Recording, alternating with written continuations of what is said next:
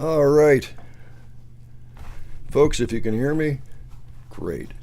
Hold on, I gotta sign in, it looks like.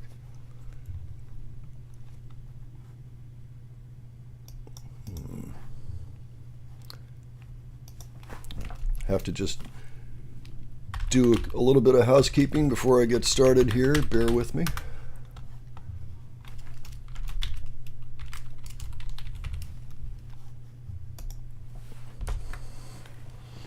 I gotta get a code on my phone, all that.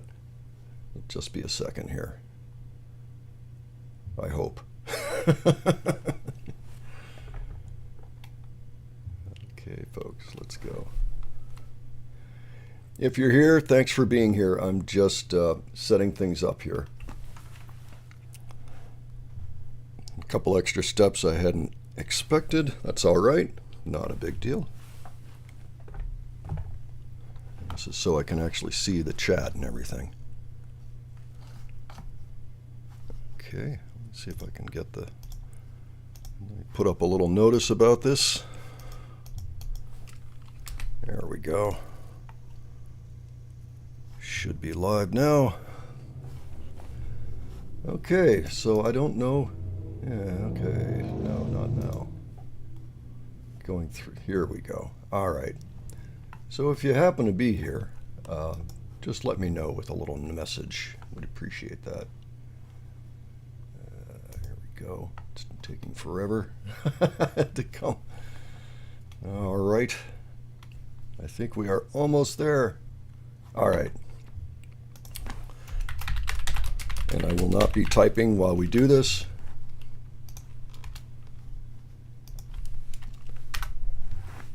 All right. So it looks to me like we are live and we are ready to go on this. So today, first of all, hi everybody.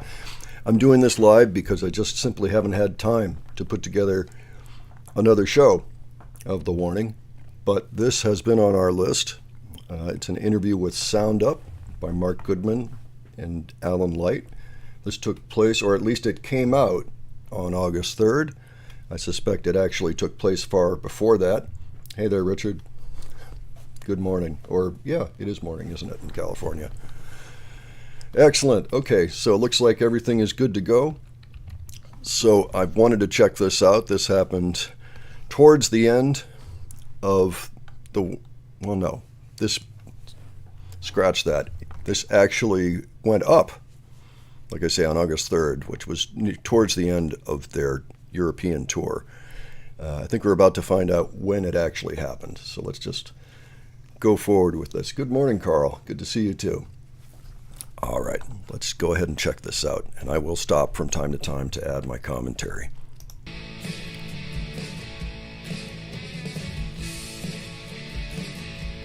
I want to welcome some old friends. Well, they're not really old, but they are longtime friends. We've got Danny, Paul, and Ollie. It's The Warning.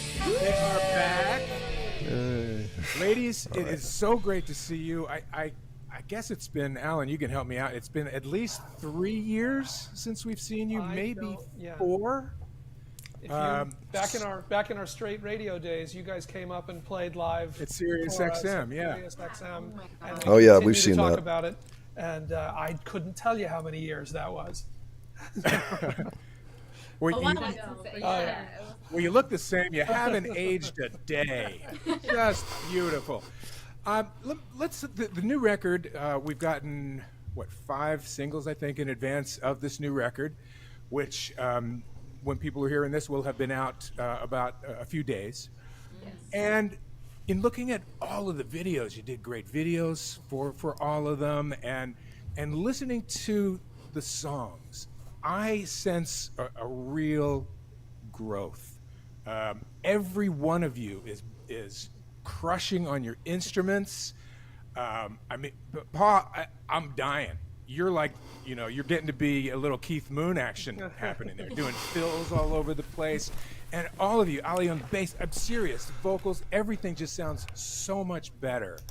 I'm probably going to get some Who fans mad. I hope not, but I think Pow is technically a lot better than Keith Moon. Now, Keith Moon had his own particular way of playing, which didn't necessarily match up with the way a lot of drummers came up.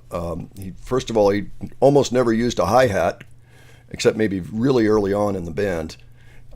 That's unusual. And he also had this kind of rolling way of playing that didn't always match up with the tempo, but the rest of the band was able to follow along with him, having years of experience doing so. So it sounded great and a little bit reckless. Pal, on the other hand, is very disciplined. She can do incredible things, but it's always in time, and it always seems to be the right fill, too. So just had to say that. Thank you. Thank you so much. Is that, you've also been touring all over the place with incredible people, the Foo Fighters, the Sammy Hagar, Lizzie Hale, Taylor Momsen. What is that? Are those things related? Have you taken things away from working with those acts that you've now sort of incorporated into yours? Well, first of all, thank you. Yes. And we are very proud and conscious of the growth that we've had over the past few years and the way that we implemented it into the album. Like, we purposefully, pushed ourselves on this album to show that. And of course, with every tour that we've had and with every musician that we've ever played with, you learn something. And obviously you take little things, and it's not on purpose. It's not oh my God, I saw that and now I'm going to do that. But sometimes you just learn from seeing them play. And we've been touring over the past 2 years and with incredible musicians. So of course, I feel like that has influenced us in some way or another. Does it just feel like it's more experience, it's better, everything ratchets up, or does it feel like there's different? I mean, in a song like Burnout, there's almost this funk thing going on that feels like a different sort of a path. Are you aware of that you're actually growing and expanding what you're doing, or is it just a better version of where you were? We like to see this album as a space where we let loose a little bit more, We just wanted to write what was happening to it. It's like a little time capsule of our last, I feel like, 2 years in feelings and in experiences, for sure. We pushed ourselves and our sound as well. And I feel like it's exactly what you said. But I think it's both. Mm-hmm. We know what we did, and we left open the possibility of we could go anywhere within our genre. We have so many variations of rock within this same album. And yeah, they do. If I can say so, I feel like it's pretty well done within each subgenre. And you may say so. You are allowed. I'm proud of what we did. So I feel like it leaves the space for us, in the next album and the next single or whatever we write next, we could literally go anywhere. Because it still sounds like us, even though it's kind of I feel like... I mean, it still is us. It is us. Yeah. I totally agree with what they just said. In fact, I think I've noted that before, actually. For those who are maybe a little bit concerned about the direction of the most recent album in comparison to the earlier ones, of course, every album has been a little bit different. But just that it had a little bit more production going on and a little bit more modern techniques of production and also just presentation of music. But yeah, I think they can go anywhere, and it's really interesting to hear their progress, and I'm already excited for the next album whenever that may actually happen. Also, let me just note, thanks, Brian, I didn't recognize Mark Goodman, but that's him. I do remember what he looked like back in the day, only 40 years ago, And Alan Light's, I really should have checked to find out Alan Light's background, too, because he looks very familiar. He's probably, maybe he was also with MTV, I'm not sure. And Richard Fairfax, go Georgia. I might find myself in Macon next month for GABAFest at the Big House for the Almonds. We're still working that out. We're not sure yet, but that could be fun. So, all right. Yeah. So here we are, all of these years down the road into your career, and you are getting a bit older, and I'm wondering, especially now, especially based on what you guys are saying right now, how much do we get to know each of you from these songs? I mean, there's a couple of songs like Automatic Sun, Give Me Your Psychosomatic Love, Look What You're Doing to Me, The Way You Hurt Me Is Never Enough, This Addiction's Hard to Give Up. Anybody having love relationship problems around here? What? Well, more than anything, I feel like love is such a universal thing, Of course. and it's something that people can relate to. And honestly, whether like we live life and we share bits of it during with our music, but nobody will ever know. It's a secret. Are we? Are we not? We won't know. But you get the music, and Exactly. that's what you can base it. Pal likes toying with us, and I think that's a good quality. Keeps us guessing. Things off of. And from So all is that a yes or a no that we get to know you or not? Maybe. You do get to know us we as know like certain things. our Okay. hearts. So from all of those directions, obviously the album said the album title "Keep Me Fed" speaks to, I would imagine, all of these things, creatively, professionally, personally, all of those things. Was that? Did you have that as a title and sort of a mission statement? Like, when did that present itself? You know, actually, not really. The title came to us at the very end of the whole thing. But we were really thinking about what we wanted to say and what all these songs kind of like together. What was like the conclusion or what? Yeah. And it's just like this: "Keep me fed" is what we see nowadays. You know, everyone wants to be kept fed in a way of something through social media, through entertainment, through something that takes them out of in every moment they have to live something, you know. And us as well, just like inspiration wise, we feed on life and on different music, different entertainment to create and feed what people are waiting from us, you know, our music. So it's just like a this cycle. cycle. Yes, but "Keep Me Fed" was a lyric on a song, Yes. and that's how it ended up being the title. But making the title for this album was just, It was hard. chaotic. Yeah. but it fit perfectly. Yeah. We love it. Consume. You know, actually, consume works great with the concept of keeping one fed because you're just consuming and consuming and consuming. So, makes perfect sense. Carl, thanks for that note on Alan Light. I knew I had recognized his name. Yes, I have definitely read many of his articles over the years. So, okay, good information. As you tour more, you hit last year. You hit Europe for the first time. As you grow as artists, as you grow as people, as you grow as writers, what, if anything, has changed in your relationship to each other? Are you fighting more now, or less? Neither. No, real. I'm being serious. This look, a certain amount of success changes your life, and it changes the way you regard others, Well, and including just your family. having more and more experiences. Exactly. I know, Absolutely. for sure. You know, I feel like what has grown, because they was always there, is just understanding. Yeah. For sure, because we do notice more and more that we live through the same things, but we are all different, and we process it in different ways, and just kind of like leaving that space open to understand each other and hear each other I out. feel like we're more aware of what everyone could be going through, and we understand each other more, so we give each other the space To to deal with feel it. it. For So- sure. And we don't fight more, or we don't fight Less. less. I mean, The we're same. still sisters.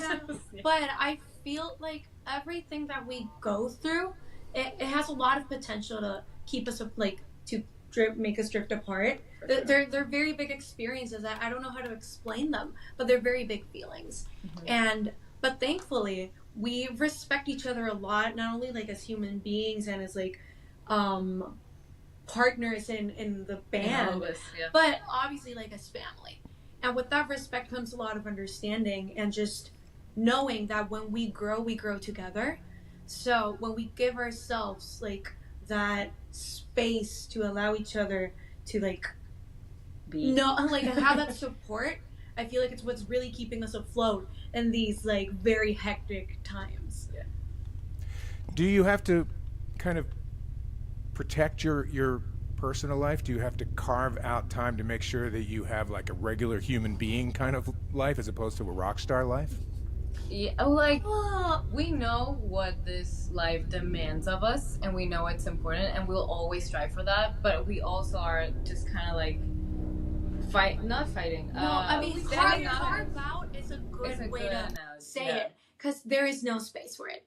Like, let's be real. There is no time, no space, and we actively have to ask for it. Or, like, demand, like, hey, we need one day, just one, please. And we understand, like, the three of us are very conscious that even though, like, we're not gonna lie, we've been doing this non-stop for the past 2 years, like touring and everything.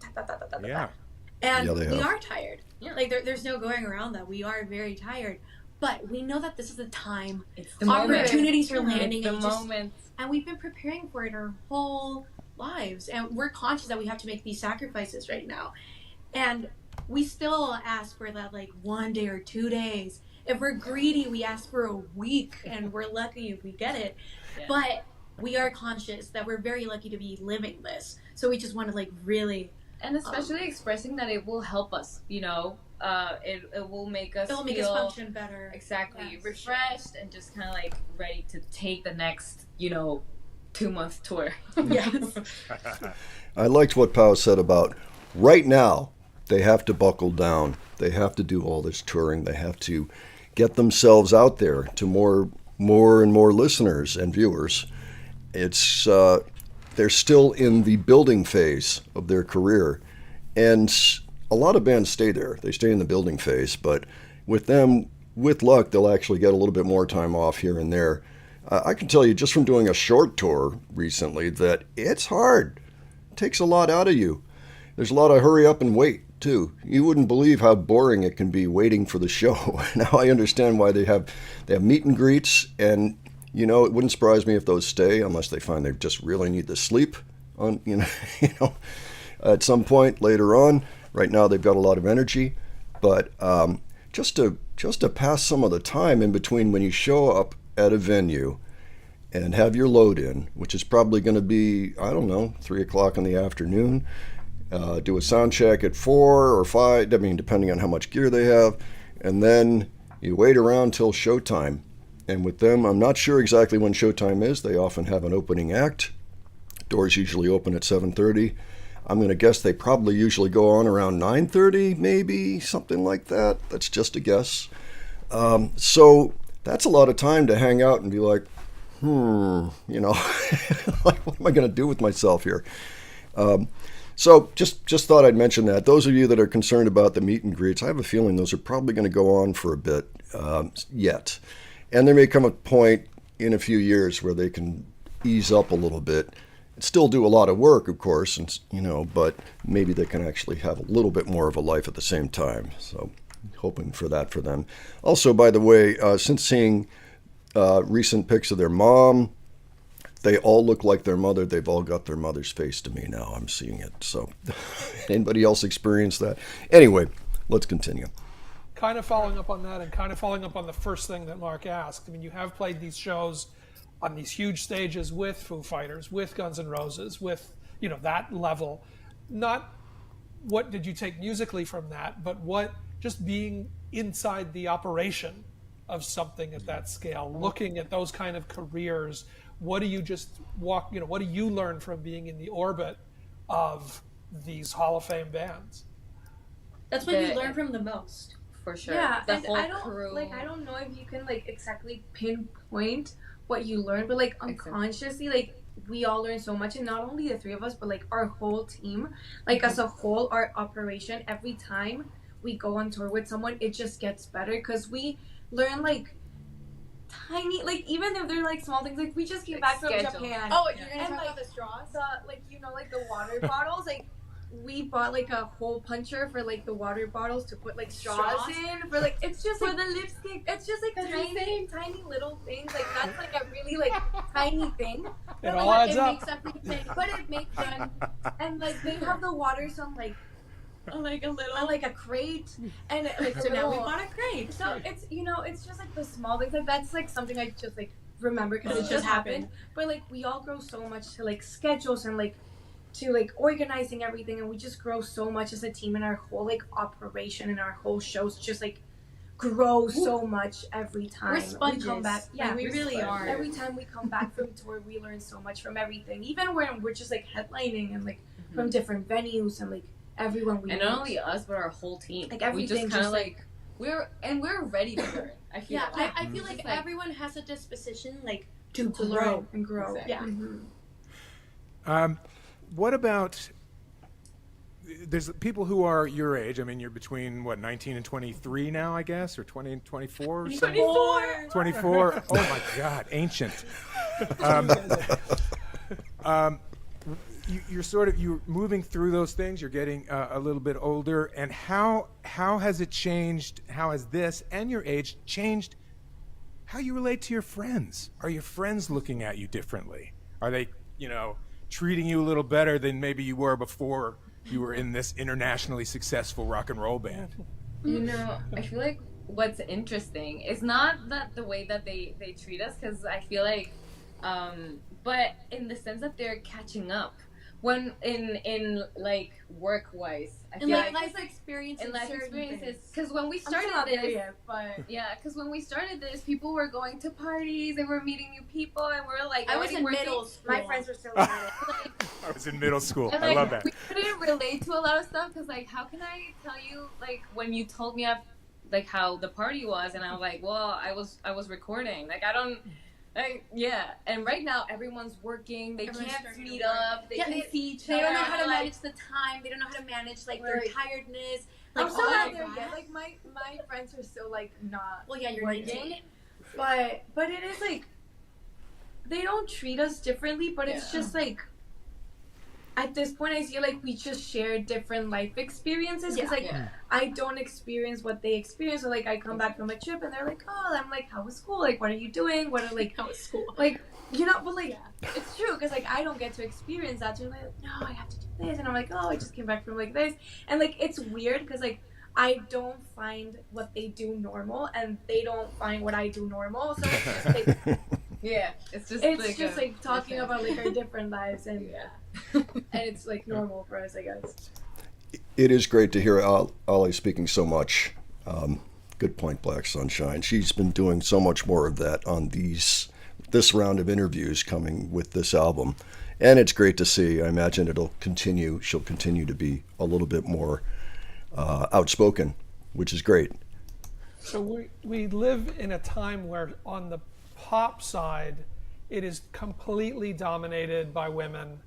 Like it's all female energy. All of the pop charts, the 10 biggest acts in the world that kids would just go to war for, they're all women.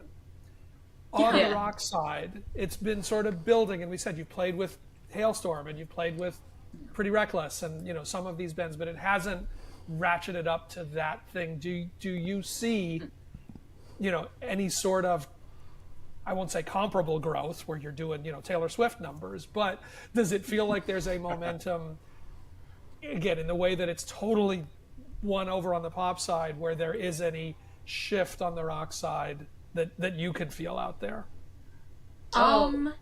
Well, I feel like there is a shift, Yeah, obviously. I mean, for sure. just that we're getting the opportunities that we're getting, and we're getting those spaces and those slots and festivals and those type of things, and that we're filling out these venues. It means that people are looking for that. People want to see that and also like women, I feel like we want to see ourselves represented in the genres that we like. So there is a shift. Hopefully, like in a few years, you can say the same thing. Like the charts are dominant, like the rock charts are dominated by women. Oh my god! And I'm excited for festival season because that's usually where you see it the most, when it's only rock festivals.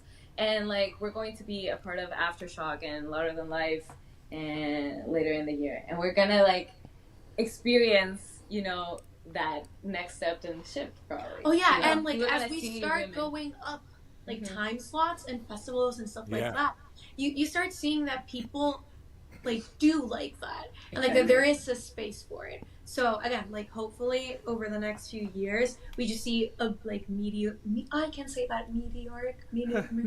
What? Like Meteoric. Meteoric is right. good, you got it. like a meteor. Sorry. Yes. It's just like a meteor. It does seem like there are more women entering the rock world. Maybe I'm just more attuned to it now. I'm not sure, but it does kind of feel that way. Remember, this was the genre that only had men, really, 90%, 95% for decades. So I'm seeing a change, and I hope that continues. I think there's new energy coming in. All right. I don't know what exactly what the process is that the warning goes through to come up with songs. Who introduces, who fleshes out? Is it different all the time? But what I do see is that there's a lot of people. God, I hate to say this because I sound like an old fuck, but in your generation, there's a lot of kids in your generation who they're experiencing anxiety and depression, and more than ever, that's what they're writing about. We hear it over and over from everybody that comes on, which is great in that people feel free to do it, but is terrifying in that that's what everybody wants to talk about. Yeah. Right. So, I look at Sick. Life is nothing more than passing time. Give me violence, kill the silence, still it makes me feel sick. Where's that coming from? And who came up with that? He's having the same reaction that I had, and me and Adrian had, reading their lyrics. It seems so sweet, and they've got these words of the apocalypse or death. And does it actually express what they're feeling inside? I think to some degree it does. Of course, we know what age they were when most of this was written, and they're still pretty young, and that's when these feelings are really intense. I hope they're not depressed. I know that that's a major issue, depression, anxiety among younger people. I can't say as I blame them, but it's not all life is that way, folks. If you're watching this and you're young and you're feeling depressed and awful and like, is life worth living? Yeah, it's definitely worth living. You're in the stage of your life where everything feels the most dramatic, when actually you'll get to a point later on where you can look back on it and go, it actually wasn't that bad.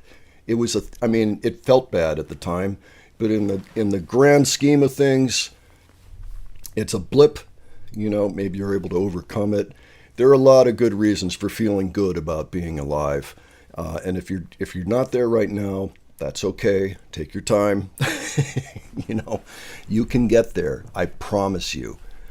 Even I, as a very young man, went through a lot of depression and a lot of hopelessness, and that is gone now. Okay, I'm happy to say I'm in such a much better place, and you can be too. So don't give up hope. Okay. I think it was me, but okay. Context. I feel like music is the perfect place to let all of that out, and I feel like, especially in our generation, we are having like higher anxiety levels, higher depression levels, just like because of the connectivity that we live in. There's just so much of it everywhere that you can't help but to fall into it as well. But Sick is actually not a depressing song, which I am very proud about. Yes. Okay. You'll have to explain that one. Yes. So, Sick is about fearing that you missed out on something. And in this case, this something is that you fear that you missed out on like making mistakes, that you didn't have, like, especially like us, we started working when we were very young, so we didn't go through the normal like years where people mess up and they have the liberty to learn from it. We didn't get that. So Sick is about grieving for that and saying like, you know what, to hell with it. I want to do that. I want to make mistakes. I want to regret things. I just want to go out there and so like give me violence, kill the silence, kill this music, like throw it at me because I want it. I want to experience that. Exactly. Yeah. And I feel like people at one point in their lives, maybe it's not the same thing as us, but like they feel like, what if I went down that road? Yeah, exactly. Like what would have? Yeah. So one more writing question. You guys do continue to go back and forth between writing and singing in Spanish and in English. What was that? How do you know which way it's going to fall? Is it just a sound? Is it a feel? Is it a decision up front? This one we should do this way or that way? How does that choice get made? Usually, it's a decision up front. Yeah, it's a decision up front. But this time around, the song definitely told us. We had a song in English, and we were like, no, this song is screaming like, make me in Spanish. Yeah, why? The sound of the words are different. Phonetically, like the melody had enough like syllables for it to make sense in Spanish, and it sounded kind of choppy in English. And you're like, oh no, this makes more sense in Spanish. But I don't know how to explain it. Just like, we hear it. Yeah. Yeah, We just kind of, It it's just there. makes sense. You just know. And we need, like, we make a point out of including at least one song in Spanish in each album that we make. Well, at least from, like, since we signed the Exactly. deal. So we knew that we had to have a song in Spanish, and we didn't have it. And then we found this song that we had written, and we were like, it makes no, it feels like it should be in Spanish. So we just scrapped it, and we rewrote it, and it worked out perfectly. Gotta ask about the videos. Mark mentioned the videos at the top. That's where I was going. You're taking big swings on the videos, Yeah. and these have been hilarious. You did this whole murder mystery cop chase Que sabotage Masqueres. video with Que Masqueres, which seemed to set up a sequel at the end, but then Yeah. on Dun, dun, Burnout, dun. shift over to this very hilarious fake American Idol. You said at the beginning, you're very tired. It's time to cast some new members of the Warning, which looks like it must have been incredibly fun to do this casting call with kids to bring in. So, what was the choice to lean in hard on the video side? Okay. Yeah. So we finally got. Wait, I'm glad he asked that question because their videos have really been amazing for this album. Richard, just so you know, I did have great times too while I was young. I mean, it was an up and down roller coaster thing. That's the thing. The extremes that you hit when you're young. That's the issue. So, and whatever else is going on in your life. So, it's good to see that they have so much support. That has certainly helped things. But anyway, I'm excited to hear what they say about the videos. Budgets. I feel like that's Yes. why. Yay! We could actually record something.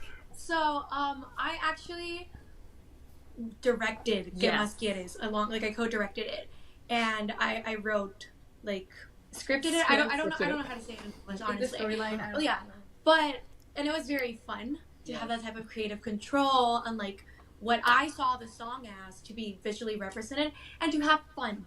I feel like "Que Más Quieres" is a song that lyrically it shouldn't be taken literally, too seriously.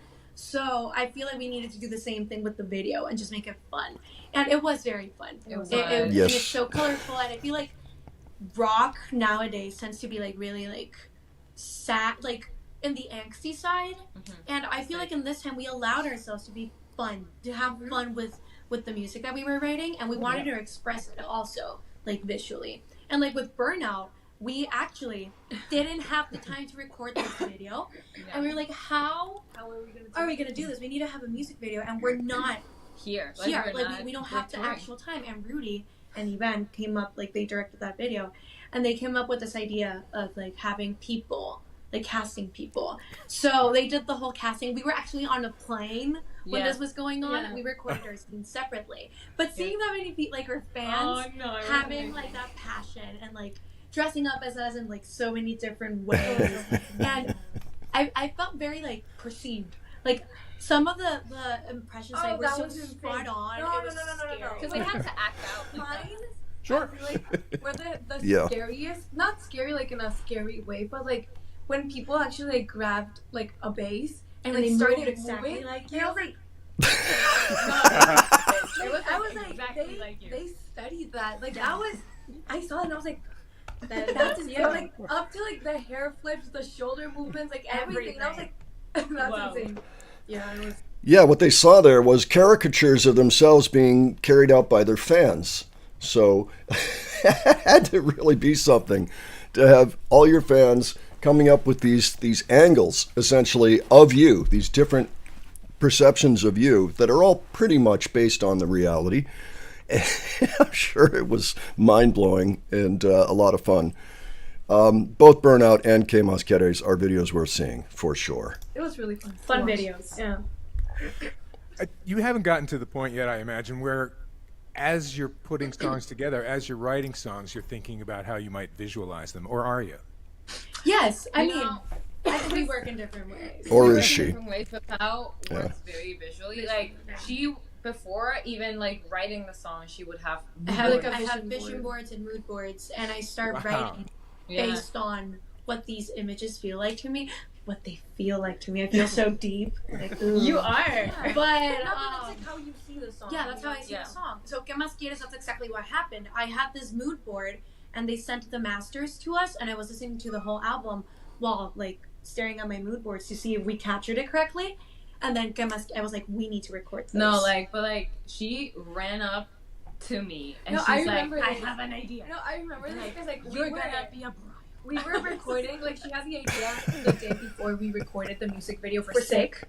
And so we were all so excited, and like Ivan, who was the director for Sick as well, he was like, I can't, like, you can't tell me this right now because like I need to focus on this video first. And I'm gonna get excited. And so he was like so anxious the whole time because like Kyle wouldn't tell him, but we were all so excited, and it was so excited like from an outside perspective to like see the whole process, to like the first idea, to like every meeting, and then seeing like the actual final product like on the set, and like how everything just like came to life. It was so very mood magical. boards are very helpful when writing, at least for me.